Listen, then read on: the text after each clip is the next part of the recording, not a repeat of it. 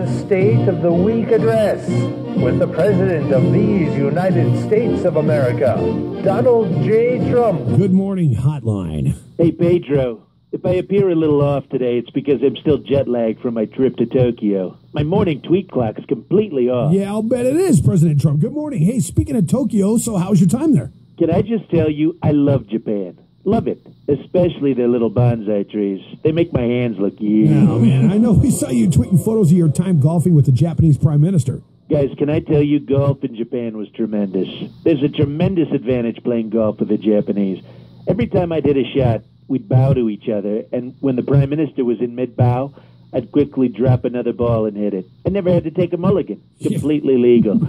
Yeah, it's called international play in the golf rule book, and I cut so many strokes off my game. I really did. Well, that's great. You were also the guest of honor at a sumo wrestling match, true?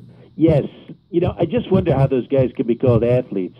You know, I mean, with the amount of cellulite you're allowed to have on your ass, Rosie O'Donnell would be grand champion over there. She really missed her calling.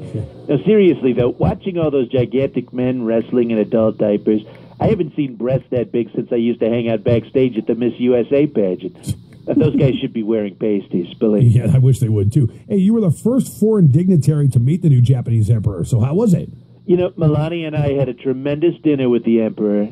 Yeah, Emperor Palpatine Narigato and his wife, Mrs. Roboto. Very nice couple. He's like the Asian Queen Elizabeth, you know. Yeah, now there's been a lot of talk about you being in agreement with North Korea's Kim Jong-un over former Vice President Joe Biden being a low IQ individual. Can you talk a little about that? Oh, please. Have you seen Kim Jong-won's haircut?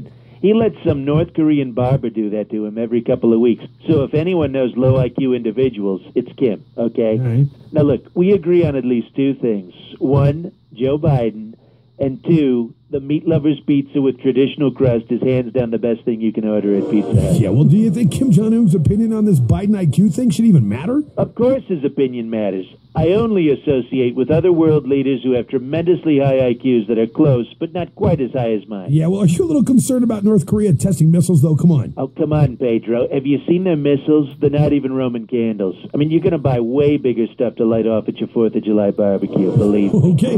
Well, you talked with Nancy Pelosi since your unsuccessful meeting together at the White House. Have you done that? No, I haven't, but everyone will be happy to know that we are planning on having several more unsuccessful meetings that get postponed and rescheduled throughout the next couple of weeks. So we'll continue to talk extensively about why we're not talking, believe me. What do you think about the speaker praying for you? Look, the only kind of praying Nancy's doing for me involves a voodoo doll and a large pin. I know that's true. That I can tell you. I believe. Hey, actor John Cryer is the latest star to get really vocal about wanting you impeached. Anything you'd like to say about him? Wait, did you call John Cryer a star? Please. That's like saying Mahoney inspires the staff at 94 Rock. Like I'm going to sweat the guy who had second billing on 2.5 Men? Come on. How bad do you have to be at your job to be outranked by Charlie Sheen? Look, his last name says it all, right? Cryer. Cryer. Describes him to a T. That would be like if my name was Donald, always right about everything, and also super good-looking, and doesn't collude with Russia. Actually, I kind of like that name. Is it too late to change it? Hey, another actor, John Voight, called you the greatest president since Abraham Lincoln. What do you think about that? Now, that's more like it. I think it's fantastic. I always knew I loved John Voight. He's certainly no John Crybaby, that's for sure.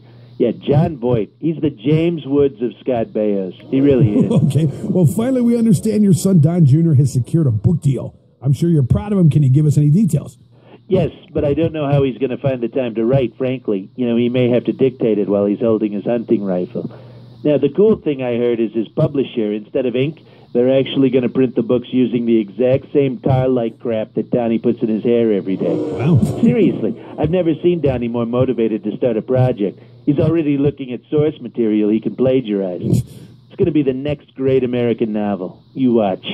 You didn't hear it from me, but the working title is To Kill a Mockingbird and 50 Other Endangered Animals. Oh, no. We can't wait to read it then. Yeah, I can't tell you how proud I am of Donnie for reaching a deal to write his first book.